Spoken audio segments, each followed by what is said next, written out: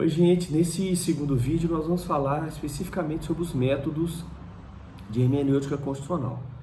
Você sabe que os métodos são o método clássico, o método hermenêutico concretizador, o método da tópica problemática, ou tópico problemático, né, pode ser chamado assim, o método científico espiritual, o método comparativo e a teoria estruturante ou metódica estruturante. Tá? Então nós temos esses modelos aí de interpretação que nós vamos tentar apresentar para vocês em poucas palavras.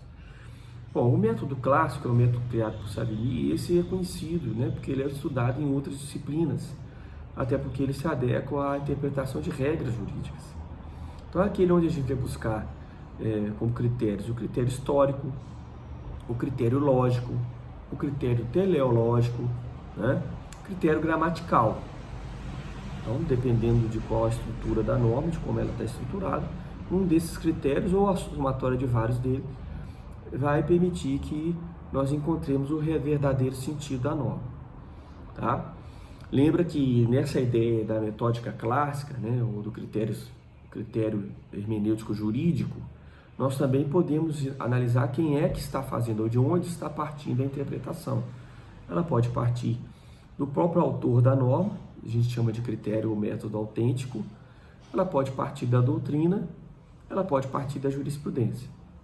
Então, essa é uma parte da hermenêutica que nós normalmente estudamos, como eu afirmei aqui, em outras áreas. Não é desnecessário a gente repetir todos esses critérios com vocês. Mas é importante a gente apresentar os critérios que são específicos do direito constitucional, né? Então, o que é mais mencionado, e é o primeiro a ser mencionado pela doutrina constitucionalista, é o critério da tópica, ou o critério tópico problemático. Esse critério tópico problemático é aquele que parte da questão que está sendo discutida, do problema que vai ser resolvido, para se encontrar a solução dentro de um determinado texto normativo. Ele é tido como um critério adequado para resolver problemas de ordem constitucional, porque, como nós já sabemos, o texto constitucional é um texto aberto. É um texto que deve ter uma longevidade, que tem uma vida, né, ao longo do desenvolvimento de uma sociedade. Os problemas eles podem aparecer repetidas vezes dentro de uma sociedade, mas com nuances diferentes. Então, eu cito como, por exemplo, a questão relacionada à união homoafetiva. Se você fosse pensar a união homoafetiva há 30 anos atrás, você teria possibilidade de chegar a uma interpretação partindo do mesmo texto da Constituição. Se pensamos hoje a união homoafetiva, nós temos uma noção diferente da que se tinha há 30 anos atrás. E a sociedade também muda. E como nessa lógica, né, do método tópico, o problema é que determina a solução e não a lei que determina a solução, né, é possível que você tenha uma evolução, uma mudança, né, de soluções a serem encontradas ao longo do tempo. Tá? Então esse critério, o critério tópico problemático, leva em consideração os valores que a sociedade tem no momento em que a questão é levada à solução. Obviamente que esses valores não são, vamos dizer assim, defendidos de maneira exatamente igual por todos os envolvidos no contexto social. Há pessoas que pensam de uma forma, outros pensam de outra forma. O fato é que todos esses valores, ou todas essas formas de pensamento, são levados em consideração no momento da solução de um problema, e assim se chega à solução mais adequada. A gente pode ligar, então, o método da tópica problemática com uma teoria que é estudada por um autor alemão chamado Peter Aberle, que é a teoria da sociedade aberta dos intérpretes da Constituição. Então, para esse autor, Peter Aberle, a Constituição não deve ser interpretada por pessoas especialistas, um grupo exclusivo, que só ele detém realmente o conhecimento do que significa a Constituição, mas sim por todos que vivenciam a Constituição.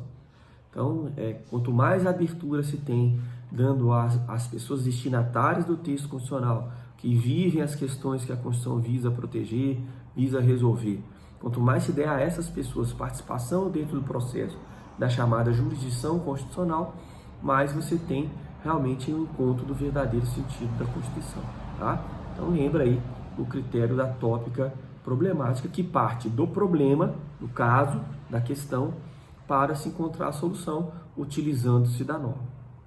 Bom, Um segundo critério, na verdade terceiro, né? Um terceiro critério relacionado com solução, né, ou com o verdadeiro sentido das normas constitucionais, é o critério hermenêutico concretizador. Esse critério é proposto por um autor chamado Conrad S. O Conrad S. usa um conceito chamado círculo hermenêutico para poder trabalhar a sua lógica. Na verdade, os critérios eles têm alguma semelhança entre si, né? Mas veja, enquanto na tópica problemática se tem o problema como ponto-chave para o encontro da solução, e portanto é possível que ao longo do tempo, ou várias pessoas, ou um grupo diferente de pessoas interpretando, chegue a soluções diferentes, aqui nós temos uma perspectiva um pouquinho distinta. Na verdade, se parte das pré-compreensões que o intérprete tem sobre o texto normativo, aplica-se essas pré-compreensões, somada a todas as interferências que é possível, né, você reconhecer dentro de um contexto de um determinado sistema, né, um sistema de solução, que é o sistema jurídico, solução de questões, de problemas, né, ou de busca de estabilização de expectativas, né, o que a gente pode pensar em termos do direito. Se parte dessa pré-compreensão para, aplicando-se essa pré-compreensão dentro de um problema, encontrar-se a solução. Veja que também aqui a ideia é de se encontrar uma solução para um problema real. Um problema que nem sempre é simples, porque você sabe que os preceitos constitucionais eles têm esse caráter principiológico, que vão permitir que vários princípios aparentemente contrapostos convivam numa determinada circunstância ou situação, na medida em que se busca aquele que deve ser prevalente, mas não necessariamente um que vai excluir o outro, né? Então, prevalência significa do mais de relevância naquele caso concreto a determinado ditame constitucional, a determinado princípio constitucional, mas não exclui necessariamente outros princípios que podem estar em jogo ali, mas que não necessariamente são os que vão ser chamados a resolver a questão. Vamos pensar um exemplo que eu também já dei em sala de aula, que é a legislação que visa ampliar a segurança no trânsito rodoviário federal. Essa legislação que proíbe a venda de bebidas alcoólicas ao longo do trecho das rodovias. Essa legislação é válida? Não é válida?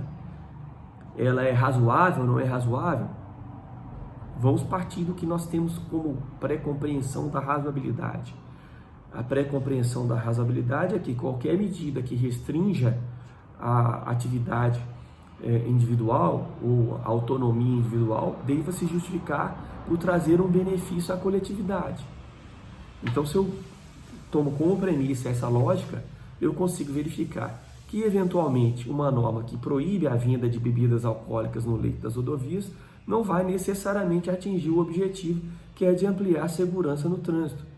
Até porque nós temos outras fontes de risco, né, dentro do trânsito rodoviário federal, talvez até mais relevantes. E para fechar, até o próprio exemplo, o fato de eu proibir alguém de adquirir aquela bebida num estabelecimento que fica próximo da rodovia não impede que ela adquira essa bebida em estabelecimentos mais distantes e utilize enquanto dirige. Então, para você entender como que a gente parte da pré-compreensão para chegar à solução de um problema prático. Mas ainda assim, estamos buscando, ao interpretar a Constituição, resolver problemas de ordem prática. E eu repito que problemas que não são simples, fáceis, onde eu trabalho a lógica de exclusão e aplicação, mas sim de convivência de determinados preceitos, tá bom? Então, terceiro critério, o critério hermenêutico concretizador. O quarto critério que a gente pode mencionar aqui e analisar é o critério relacionado com a metódica estruturante. Essa é concebida por um autor chamado Friedrich Miller, também alemão, só para variar, né? Os alemães são muito importantes, né, quando a gente pensa em teoria da Constituição, quando a gente pensa em soluções de problemas práticos, né? Eles são muito utilizados dentro da doutrina e da jurisprudência brasileira, especialmente da Suprema Corte. Mas a lógica que é estabelecida pelo Friedrich Miller é aquela segundo a qual a norma em si não é necessariamente texto de norma, não equivale. Norma e texto de norma não são equivalentes. Então, por essa ideia de metódica estruturante ou teoria estruturante, hermenêutica estruturante, todos esses nomes podem ser atribuídos à teoria do mesmo autor, você vai poder trabalhar com dois conceitos básicos.